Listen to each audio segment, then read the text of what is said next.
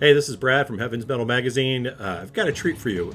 Recently had a conversation with a band that's located in Southwest Ohio called Weapons of God. They've got a couple of records out. These guys are fantastic. They're now trudging around the club circuit around here in Ohio, playing at clubs and churches, wherever they can play their music. And their passion for metal is matched only by their zeal for our Lord. What's unique about these guys is they're not a bunch of teens or 20-somethings. They're well seasoned, put it that way.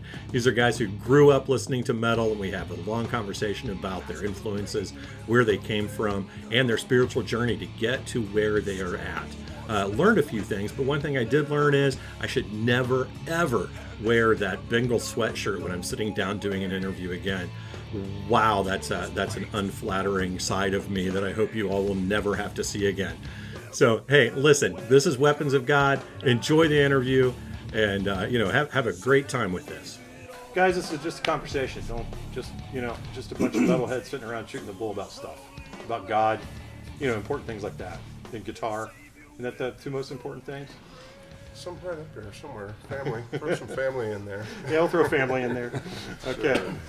So let's start. Hey, we're here. This is a Heaven's Metal interview with the band Weapons of God. You guys are based out of Middletown, Ohio, right? Pretty much?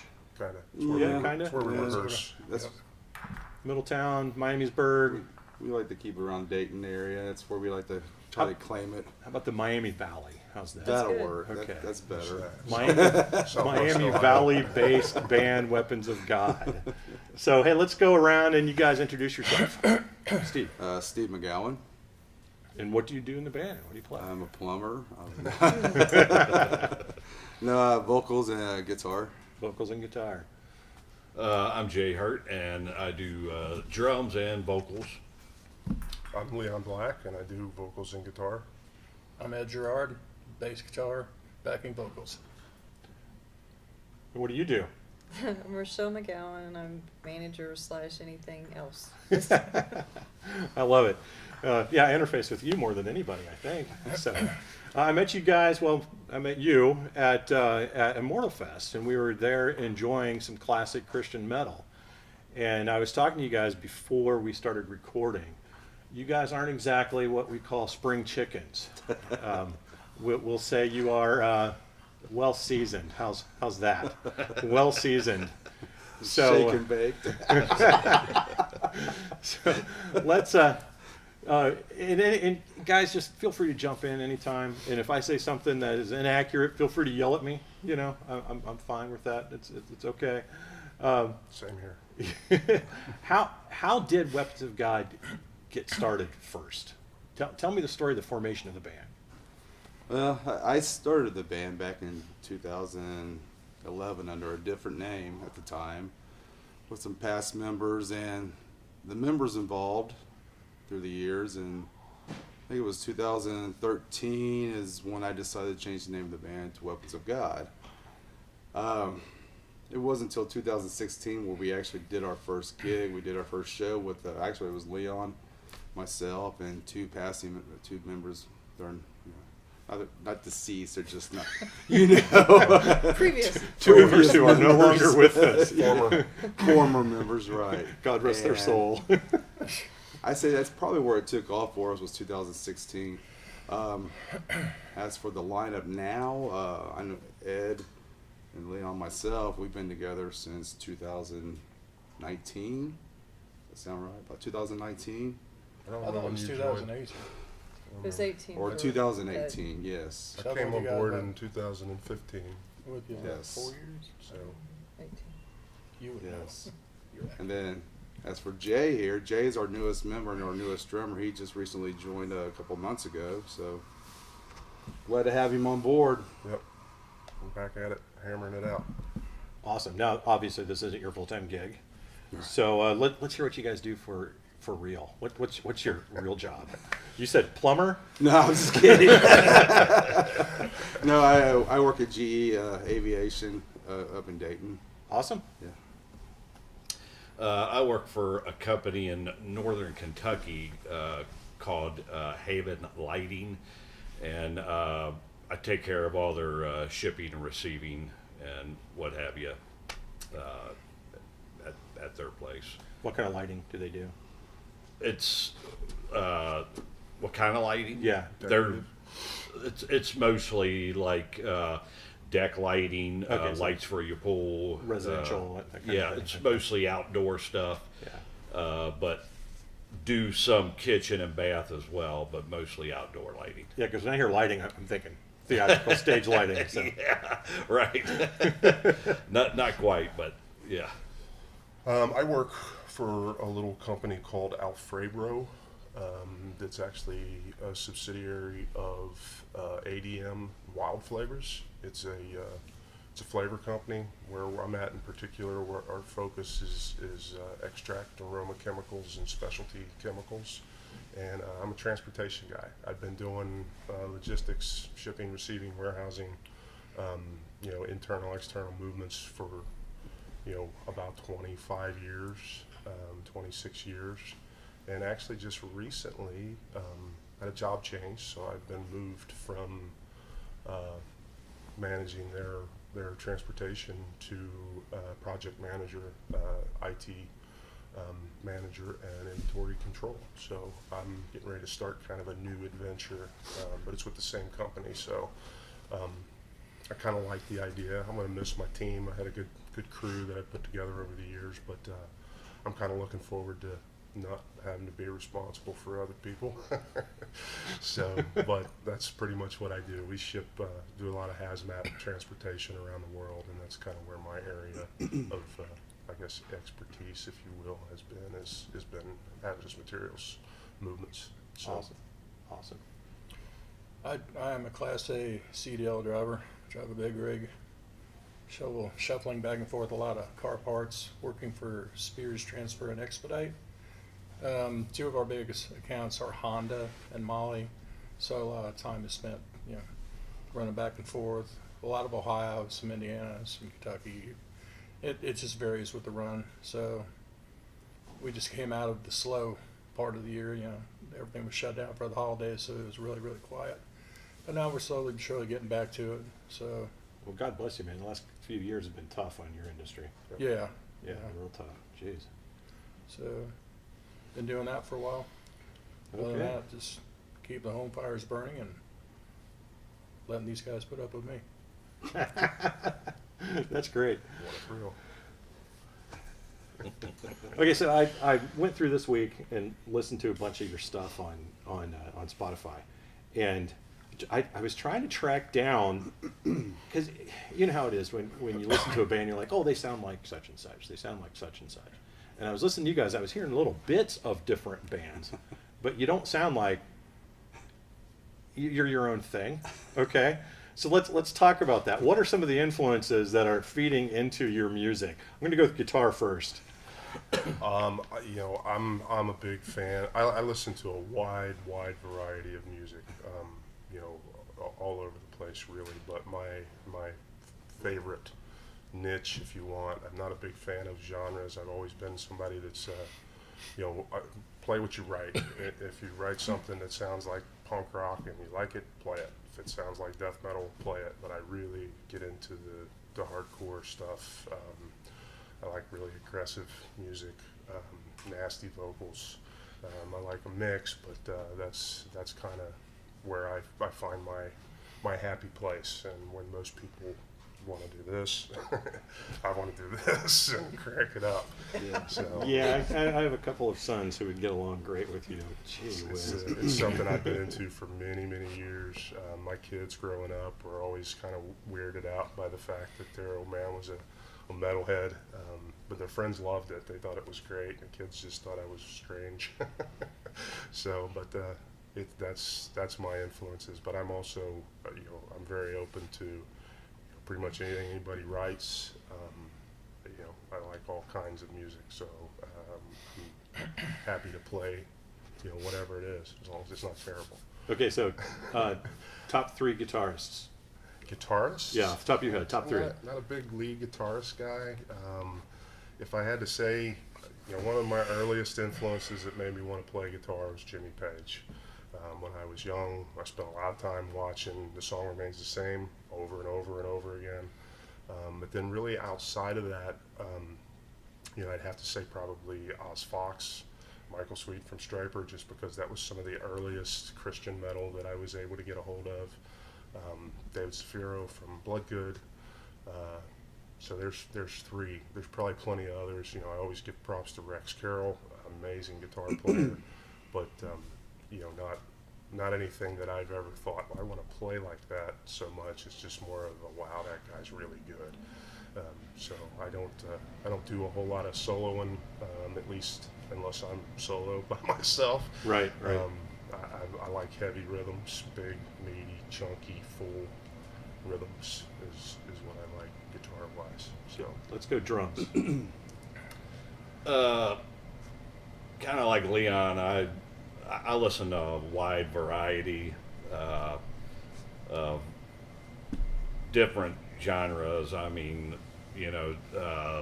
starting off as a kid, it's like half the family listened to classic country, like your Merle Haggard and your Waylon Jennings and stuff like that.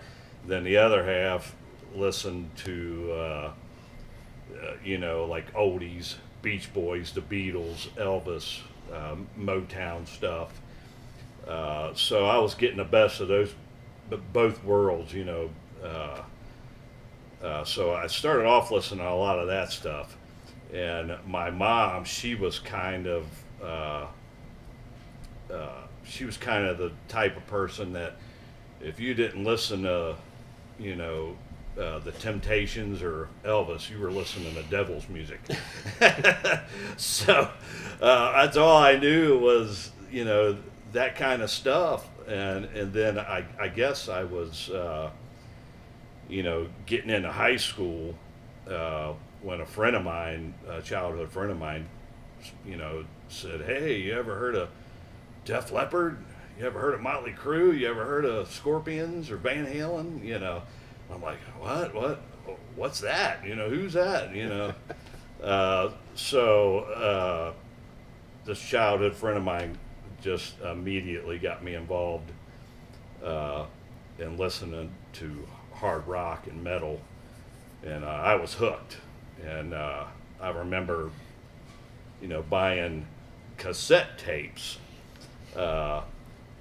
whenever I had a few extra bucks in my pocket, and cranking up Ozzy Osbourne or something like that, and my mom would have an absolute fit. What is that noise? What are you listening to?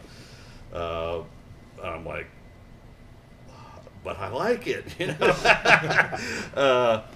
but I guess I was influenced by many varieties, many genres, but I guess when it came to your hard rock, your metal, I guess Van Halen was one of the earliest ones, and I'm still a fan, just because Van Halen kind of had that. When you listen to them, they had that everything's fun and everything's a good time and make you feel good. The David Lee Roth era. Yeah, the Right. David Lee Roth era. Yeah. It was kind of like a kid walking into a candy store kind of feel, I guess Van Halen was to me. But I loved other groups like Queensryche. Listened to a lot of Iron Maiden and Judas Priest and Scorpions. So, I listened to a lot of those guys as well, and listened to a lot of Deep Purple, another great drummer right there. But I think drumming influences early on were guys like Tommy Lee. I think he was a big influence for a lot of guys. But Alex Van Halen, so many of them. I mean, there's so many guys that I could go on forever. Stuart Copeland, from the Police. You know, like I said, I listen to all kinds of stuff. But I guess later on I started listening to more Neil Peart and Mike Portnoy, Yeah, they're pretty good. more progressive type of guys. Okay, Yeah. So I noticed that. It's going to be Yeah, fun watching the video back. That's a You little said good. you said I listened to Queensryche. 4 of us in a row all went. that great band. All the musicians were great. Everything was great about those guys. And they still are. Their new stuff is really good too. I by had the way. a lot of, I mean, like he rolls those things off. I've got an older brother, so really my introduction to metal was from my older brother. You know, a lot of Van Halen, Priest, Queensryche, Thin Lizzy. I remember was somebody he listened to a whole lot. So, but I was pretty young then, and there's only certain things I could get away with listening to in my household. So, Yeah, no, I relate to that. Steve, we talked earlier. You didn't listen to a lot of Christian music growing up. No, I didn't. Like I said, the only Christian bands I knew growing up was Petra and Stryper. I've heard of Petra, but I never really listened to Petra. I just knew the name. I was introduced to Stryper. I remember getting ready to go to school at the bus stop, and a neighbor friend of mine that morning was going to go to school, and he's like, "You got to listen to this. Tell me who this is." And he puts on Soldiers Under Command, and I'm like, "Oh man, who is that? I never heard this before." And he told me it was Stryper. I'm like, "Who's Stryper?" Because I was already listening to Warrant and the '80s hair band stuff, the Headbangers Ball. I wasn't around the right people that could lead me to all the Christian metal bands that I missed out on growing up. So now I'm having to play catch up. So, but yeah, instantly when I heard Stryper, I was just like, I want to do that. Because at the time I was going to church, and that young, I wanted to put together a Christian. If this could happen, if this exists, I want to do this. Of course, this is like 85, 86 probably when that album came out. And Yeah. So it took me a long time to get there, but But you got there. I got there, yeah. But influences wise, I was brought up around big band music, classic country, Elvis, and it actually took, you'll probably think this is funny, but the first band I really liked was the Monkees. I wanted to be Mickey Dolenz on the drums. That was my purpose right there. I wanted to be a drummer. But you saw them on TV though, right? Right, I saw them on Yeah, TV. yeah. I thought they were fun. I loved the songs and everything else. And it was in 5th grade. A friend of mine in 5th grade, he introduced me to Kiss. And I was like, whoa, what is this? The makeup, the costumes, and to this day, I'm still a big Kiss fan. So, but growing up, it took me till 7th grade. Growing up, being a Kiss fan at young, I wouldn't listen to nobody else either. There was nobody better than Kiss. classic Kiss Army. Yeah, right. And The only band. the funny thing is, it took a neighbor of mine, Christmas. She brought me a Blizzard of Oz, Ozzy Osbourne album. And here I am opening this album, and I open it, and I'm like, like I said, I was raised in church, and I'm seeing this upside down cross. Here's Ozzy on the cover. I'm like, what is this? And she's like, oh, this is the hottest album that's going on right now. I'm like, who is this? Like I said, I had no clue. I wasn't familiar. So I listened to it, and the first song I hear is Over the Mountain, those drums that come in.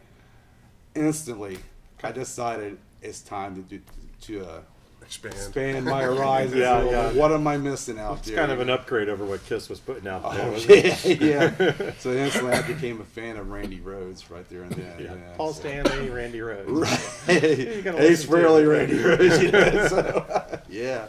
No So, offense. no offense, right. But, So, Mr. Bassman. Hi, how are you? I'm pretty old school when it comes to bass. Well, first off, the band that got me into rock and roll was Kiss.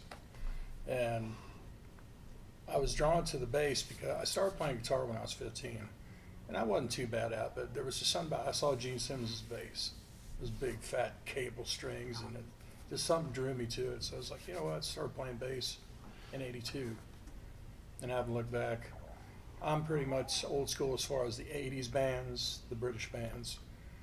Iron Maiden is a huge influence to me. Steve Harris, I mean, undeniably one of the best around. Let me see, John Entwistle from The Who, Mr. Thunderfingers. Yep. He I played. mean, what can you say? with this. All four fingers just going at it, just Like sticks. so effortlessly. I mean, he was flowing on the strings. So yeah, Ian Hill from Judas Priest. Yeah. I don't think he gets the credit he deserves. He's a really solid bass player. And another underestimated bass player, I think, is Sting from The Police. That's not a metal band, but it's just nice to give these bass players the recognition they deserve, he's because so phenomenal. many of them are just, they don't get the credit that they deserve. I mean, holding down the bottom is not as easy as people always think it is. I mean, you can drive the E string all day long, AC/DC. No offense. I mean, they got some cool tunes. Nah. In all fairness, they put out some really cool tunes. But I'll tell you, some of the progressive metal is really cool too. Dream Theater, John Mayone, the bass player. I mean, the guy's got fingers this long.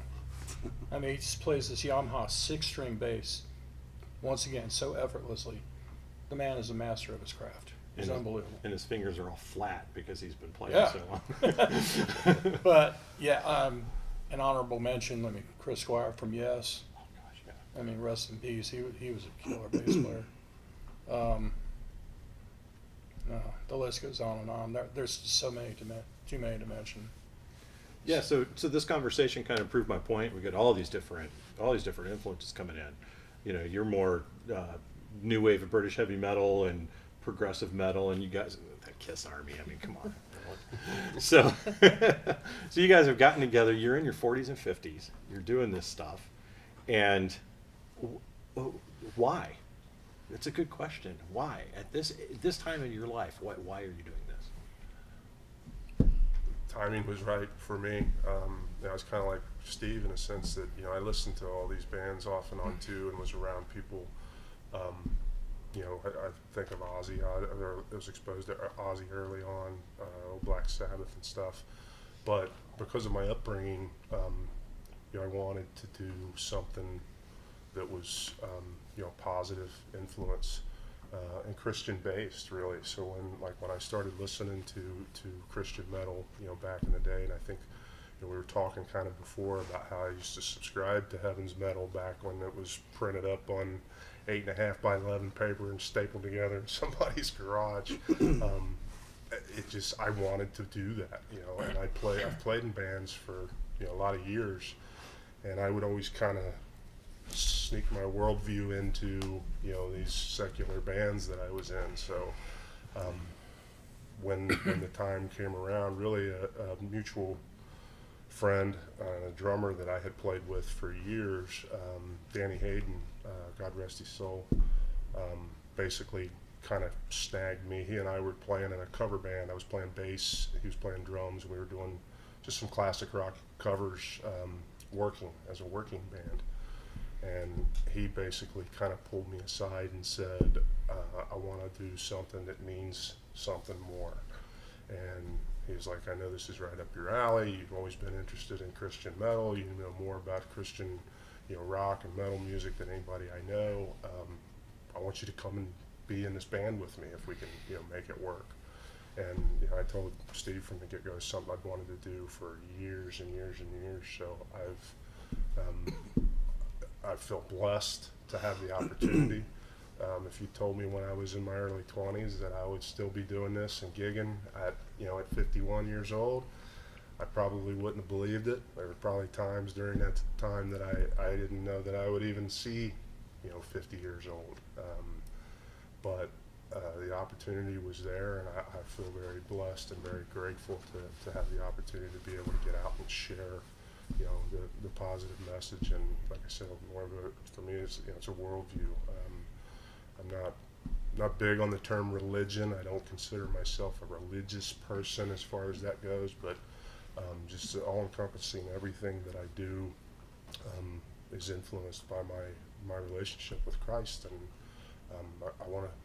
I want other people to know too. I want to share the good news, the hope that keeps me going day in and day out, so that when people are in dark places and depression and things of that nature, that they can have something that they can hang on to that's been very, very, very influential on me my whole life. So I consider myself blessed to be able to do it. I hope to keep doing it as long as I possibly am able. So Yeah, there was a time where we were needing a drummer, and Rochelle knew Danny with Mike working, her husband Mike, which is my brother. Mike and Danny worked together, and reached out to him, see if he was interested in drumming, and what was his? He said He said, "I want to be in God's army."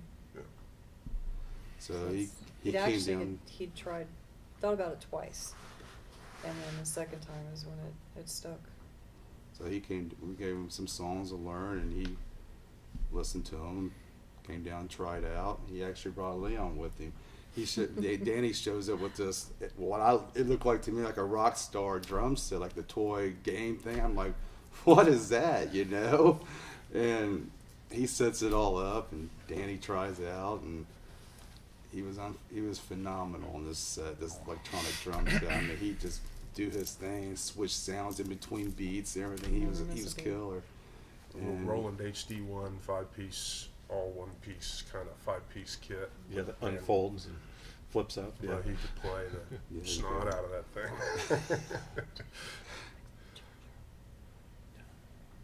I think it's right. Hey, Ruth, did you restart that one? Okay, no, we're fine. Yeah, we're fine. Let's see. So we're talking about why you guys are doing it. So I have a question, and I didn't tell you up front because I wanted to get a spontaneous reaction. My wife and I have been involved in several churches where worship means one thing that we think means another. When you guys are playing, you're out there wailing, and you're playing a screaming lead, and you're chunking away on whatever you guys are doing. Do you see that as more of an act of worship or performance? I think it's all worship, I'd say a really. little I bit of mean, each. in a sense, but it is some of each. I mean, I've never had as many years as I've played music. I've never had a desire for fame or anything like that. I just like to play. I really just like to play. I enjoy sometimes jamming, in the room with just a band almost as much as I do playing out live.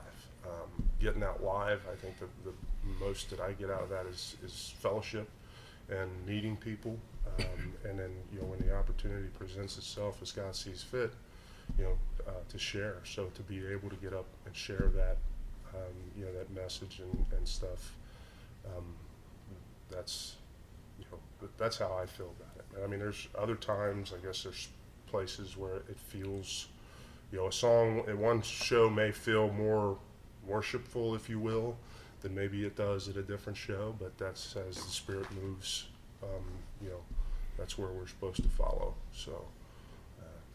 Now, do you guys consider yourself this is always a fun question because you read comments on Facebook and YouTube and people say, well, we're not a Christian band, we're just a band of Christians. Are you guys a Christian rock band or are you just a band of Christians? Christian metal band. Good. I'd like to hear that. Yeah. I mean, it's the music. To me, that's what the music is for. It's Christians in a band. It's fine. I have no judgment. Don't feel any judgment on anybody. Do what you feel like you're supposed to be doing. But I also have no qualms about saying that we are a Christian metal band. Yeah. So that's how I feel about it. And again, it's one of the things that made me want to continue on with it after I got involved. And I think that should be fine as well. I took my boys to see Brian Headwelch and his what's the Christian band that he has? Love and Death. Love and Death. Yeah. They played at the Underground, and I remember standing in the Like to back see and that. watching, and kids had their hands raised. I mean, it was a time of worship where, I mean, just you can't get much heavier than Love and Death, but you know. Pretty good stuff. And I leaned over to Chris, one of the dads who his kids were there too, and I said, "Look at this, man! This is like these kids are worshiping." Do you guys have any stories like that where you're up on stage and you look out and you realize that something else is happening out there other than just people enjoying the music? Now they're usually leaving. I'll tell you, we do have an instance where we have touched some people with the music. I mean, I think Stephen Rochelle can tell you more about it when we did that gig in Kentucky. Well, in Lima also. Yeah. Yeah, Lima, And the- people were, I mean, Chains touched Unchained, the in the first heart. Chains I Unchained. see it more than I think they do even up on the stage because they're so focused on each other and what they're playing, and I'm taking pictures. And I'll see people with their hands raised, and I always try to get that in the picture, even though it may be a silhouette, because I like how how it looks. And there's so many times that, like in Lima, we had a woman that came to him, was talking to him, and then I went over because I, try to pray with the women with them, and she actually ended up giving us a Ouija board that day, and she started going to church there at the church that they played at, because like we kept in contact with the church a little while after that, and because of his song that they Yeah, wrote there's called a Ghost. song called Ghost that we play, and I give a little testimony before the song about my past experience. What I was a ghost hunting, Ouija boards and stuff like that. And yeah, this woman, she came up and she just bought one of the. Wasn't really the actual Ouija board Parker Brothers game, but it was like a little Replica plastic. about like that big. little decorating thing, and she just bought there was a fair going on that day, and she started telling us these stories about these evil strange spirits invading her, that her ex-husband or somebody was dabbling in with all this dark evil stuff, whatever was going on. And I asked her, do you want to get rid of this? Do you want to be rid of all this? And she said yes. So we laid hands on, prayed over her, and she gave the Ouija board over to Rochelle, and we hooked her up with a pastor up there at the church where we were playing at. And the last we heard, she was singing in the choir and there at the church. And that evening after the show was over, we're going home, and she's like, here. She handed me that Ouija board. She's like, get rid of this. So we're going down 75 and right out the window. I just started feeling weird. I'm like, I don't want to throw it in a trash can where somebody can get it. She's like, get this out of here. And there's a semi right beside us. I'm like, throw it out the window. Eat the frisbee. So we littered. That's hysterical. But that kind of makes it all worth it, doesn't it? Oh, You know, absolutely. like If one it's person. just reaching yeah. to one. It's, Yeah. yeah. Yeah, like It's you just- mentioned, what was the name of that place down there in northern Kentucky we played at? Yeah. Peacocks Erlang. Peacocks. Peacocks. Yeah, I mean, this was a bar and we played at with some other secular bands, and one of the things that struck me about that was, I think we played third out of 6 bands, and there was quite a few people there. And after we got done playing, there were numerous people that approached me and said, something to the extent of, I hear the lyrics, I hear what you guys are singing about, and it takes a lot of guts to come into a place like this and preach the gospel. Now, we're not a big preachy band.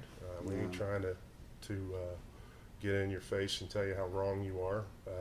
More about the love and acceptance kind of a thing. But it caught me sort of off guard because I guess hadn't really thought about it necessarily that way. But these are locals in the bar or whatever, people that, and it was more than one person that approached me and said, you guys are a really good band, really enjoyed your set, and appreciate the fact that you're willing to come into a place like this and spread the gospel.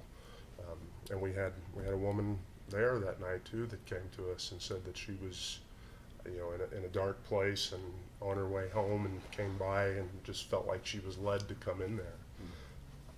Came in during our set or whatever, and then we ended up talking to her and went outside with her and had some longer conversations and prayed with her. And it was just it's one of those things where God's going to put you where he needs you to be. And as long as we're not too bullheaded to listen and follow that guidance, he knows what he's doing. He'll make it work out. So it was just a really, to me, it was a different experience for me. I've been, like I said, in bands before where people come up and talk to you and have things to say about your music or whatever. But for that to be recognized in amidst the, not just any music, but that it was, that they recognized that we were, spreading the gospel. And that was really the same with the bands that we played with. They were very accepting, very understanding, very supportive. And it was a good time. We did a show in Addison. He was opening up for a band. I don't know if you ever heard of them, Out of Darkness. And I didn't see it happen. And my pastor was there at this show. He come to see us, and Rochelle, both of them saw this happen. And again, it happened during the song Ghost. And you saw it happen. This guy had been headbanging all night in the middle of the floor. And they're up there playing in the first couple songs he did. And he started doing Ghost, and he couldn't anymore. And he literally, it was almost like he was choking. There was nothing coming out. He couldn't headbang. It was his scene. And I went over and said something to our pastor. So he started watching. And it literally sounded like someone was hissing at the moment. And they finished Ghost, so they started another song. He came back up, and it's on video. He couldn't. After that, it's like he couldn't headbang anymore until they were done. He wound up leaving, didn't he? Yeah. He left. Yeah, it was the strangest thing we've ever seen. Well, if you keep playing that song, you're going to lose your audience. Everyone's going to be leaving. I'm trying to tell him. But from what I see, well, and we were out at Chains Unchained, and Tony Marks, who has the Girl radio station out there, his daughter was there, and her favorite song is Ghost because of her past. And I took pictures and videos and was watching her reaction while they were playing it, and it really affected her too. She had rededicated her life that evening to Christ. So. There's a lot of people I've seen that watching that they don't get to see where it affects them. As far as all those bright lights shining in your face. So when you wrote Ghost, let me rewind. Let me rephrase the question. We talked about Theocracy earlier, and the Theocracy song "I Am" I consider one of the greatest songs ever written by anybody. And I firmly believe Matt was spiritually inspired to write that song. There's no other explanation for it. Do you feel that way about Ghost, seeing the response and what happens when you play that song? Yeah, I do. I mean, the song is literally just about my experience with the ghost hunting, and the whole time that instead of looking for the wrong ghost, I should have been looking for the Holy Ghost.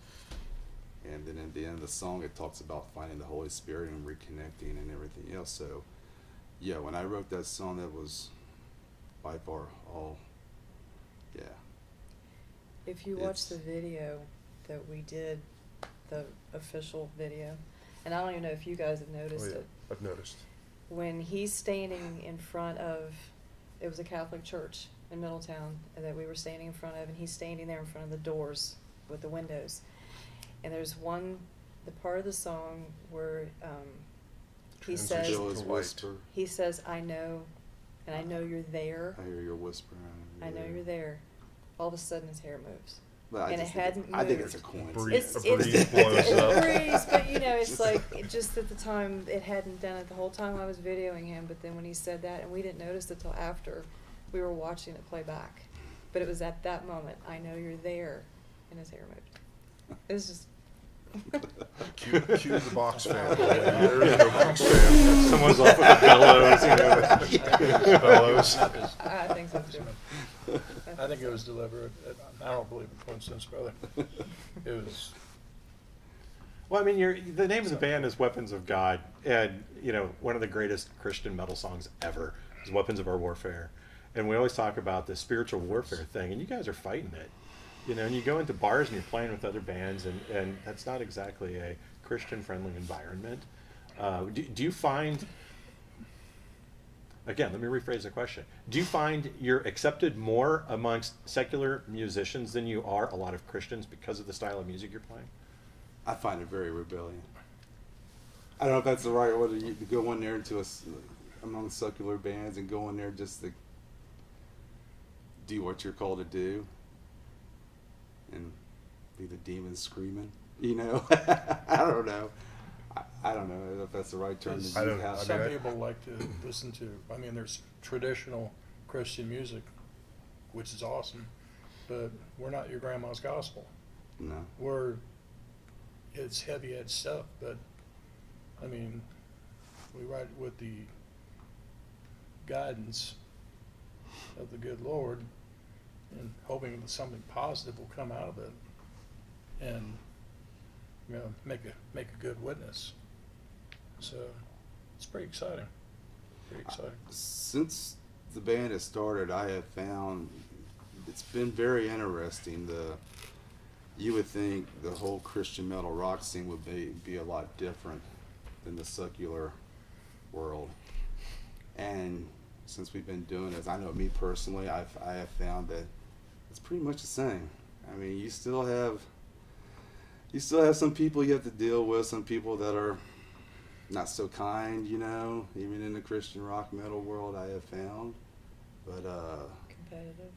this competition, it just seems like there's a lot of competition and not a lot of brotherhood, helping each other out. Because even, I mean, when I was playing in secular bands back in the day, there was so many, I'll scratch your back, you scratch mine. There was bands, yeah, come play with us. Yeah, we need an opening band, blah. And it's doesn't seem so much like that, especially to me, it seems like that, especially in the Christian rock metal scene. I don't know. It's changing though, because what I see doing the business end of it, when we first started working with this together, there wasn't a whole lot in Ohio, Kentucky. I mean, it was kind of like we were out here on this, and even when you came.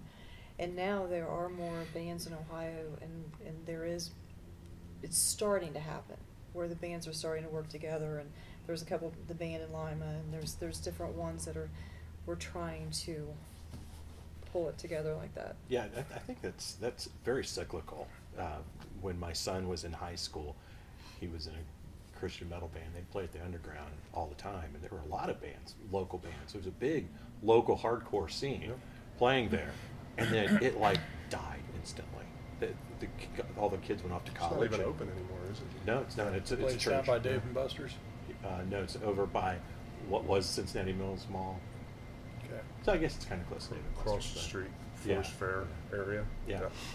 I've seen some good shows in there. I saw a ton love of to good play shows. that place. Yeah, it was great. It's a cool place. It is. It's a cool place, and they were doing really good, and then all of a sudden the entire scene just died, and now we're starting to see a little resurgence of it, and I'm encouraged by it. I'm encouraged by you guys, out there doing this thing is great. And then we go to Immortal in the middle of Farmville, Ohio, and we've got all these classic rock bands coming in, and it's only going to get bigger. Yeah. Because they're doing a much better job promoting it this year, I think, than last. I think we're going to see a big turnout this year, so which is good.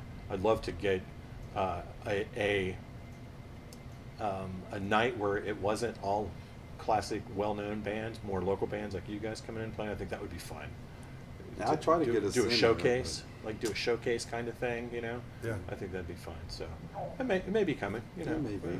Yeah. Steve, the guy who runs the place up there, he's got a passion for Christian metal, so that's good. I think he might be open to it. We'll see. Yeah, I think how many emails have we sent Steve about trying to throw us in as a third band for Striper and Mike Tramp for that show? Someday.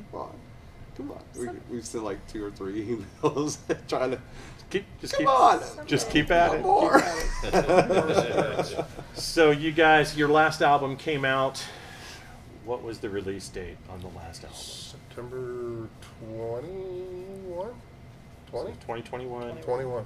So September 2021. it's a little over a year old. 26? What's the next step? What's in the future? Hopefully another album at least. Writing fresh material. Yeah. 10 more albums would be nice. But yeah, writing, kind of in the process of, Jay's still new, so catching him up to speed with material so that we can maintain commitments to play where we've been asked to play. But yeah, I mean, I'm constantly writing riffs, and to be able to pull this stuff together and get, you know, a nice chunk of new material to go back into the studio again and record another record. So I'm looking forward to that. Yeah, we're throwing some ideas around here and there, so hopefully sometime this year we'll have a new one out. Same musical direction? Are you guys gonna? Oh yeah. Yeah. Yeah. See, that's the thing about with us. You know, we have been told, we've heard that we need to stick to a certain type of genre of music and everything else. Story of my life, music. Yeah. I hate Yeah, that. and I mean, when you listen to our stuff, I mean, one song sounds like Maiden, one may sound like Stryper, and one may sound like, well, like, I don't know if you, like, Fame Dimension is a great song. Leon wrote Fame Dimension, and yeah, the whole song scenario, I love the scenario behind that song. The song And just those- kind of, the way it was put together musically, and again, I did not write that song, I wrote it, I was involved with a band I was with at the time. And the song it talks about, you know, Fame Dimension, fame meaning fake or false, where people kind of surround themselves with their fake reality to sort of portray themselves as something, when really what they're doing is hiding themselves. But musically, even the way the song was written, it kind of transitions from you know, kind of this heavy sort of thrashy intro to more of a mellow verse, and then there's these breakdowns in the middle that kind of portray that sort of, you know, fake or poserish attitude where there's like a real driving, we always referred to it as the Sepultura part, and then it breaks from that right into this hair metal riff. The Dawkins. We call it the Dawkins riff, and then behind that even another, you know, more of a traditional kind of hardcore, like a mosh feel drive it was kind of arranged that way intentionally to sort of complement the way the lyrics talk about, you know, covering things up. You know, some people people do this everywhere. They pretend, sometimes without even knowing that they're pretending.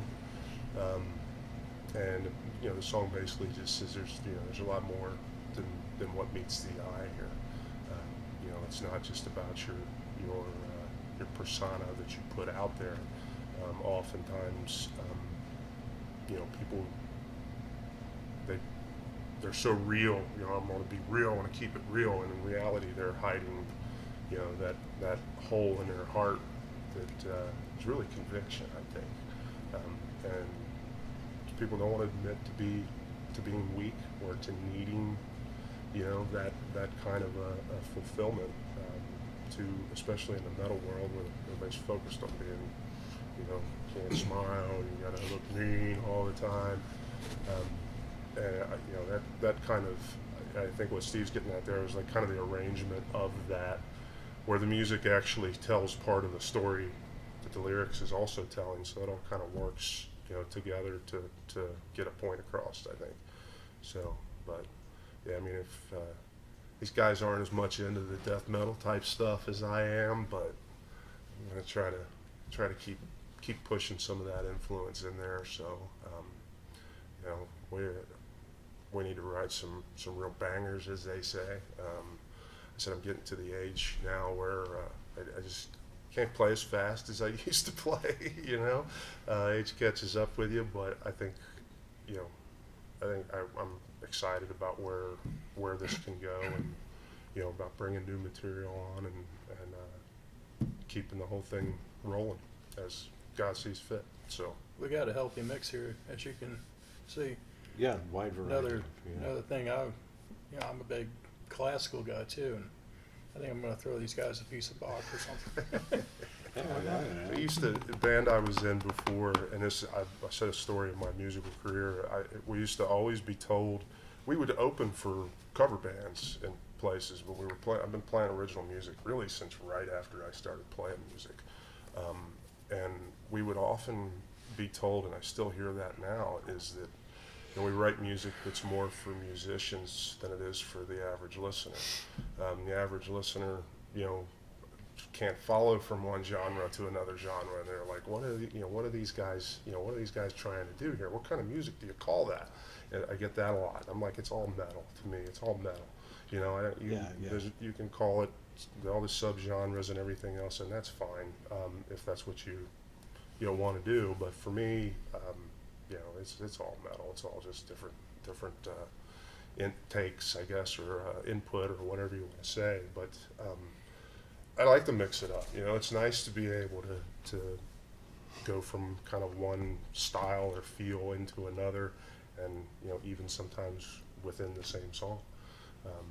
I think it keeps things interesting. It's challenging in a sense, and I like to keep challenging. Hopefully, challenge the listener a little bit too, to pay a little closer attention to what's going on lyrically and what the message is all about. So Yeah, well, the bands with the longest longevity have mixed it up. You look at bands like Queen, even Metallica, they change stuff all the time.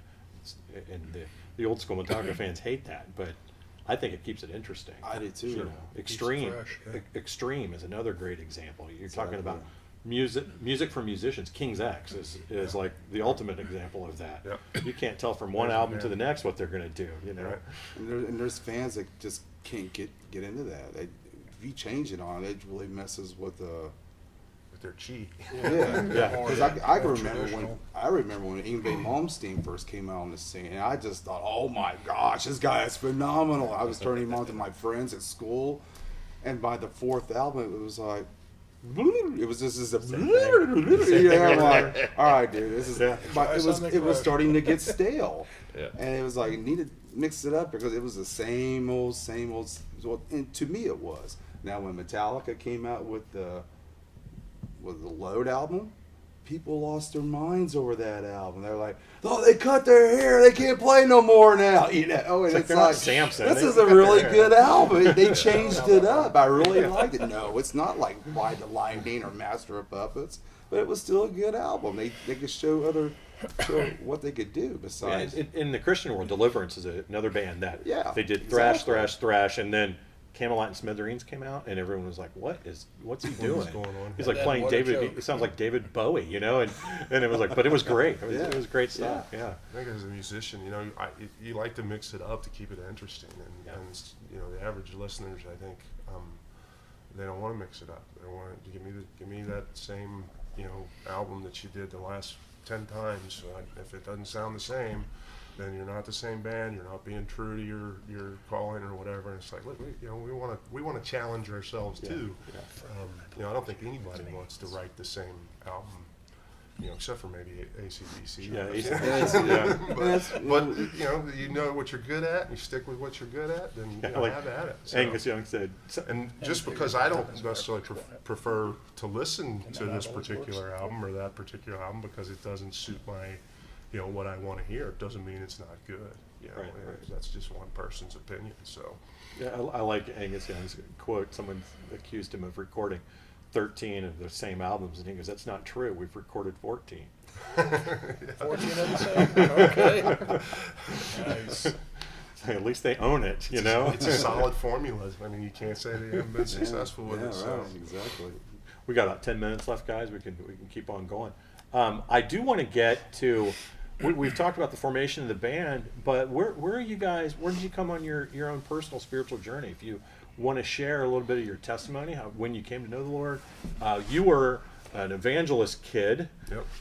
That's always fun. I'm a preacher's kid, so I know what it's like growing up in that kind of household. But yeah, if you don't mind, just jump in. Any one of you share your experience. You've been quiet. He's waiting for me to stop talking. You wait for me to shut up. We'll be here all night. We only got 10 minutes. Gerard I Workwood was- says I have more words than anyone she knows. That's true. I was brought up in the Catholic Church.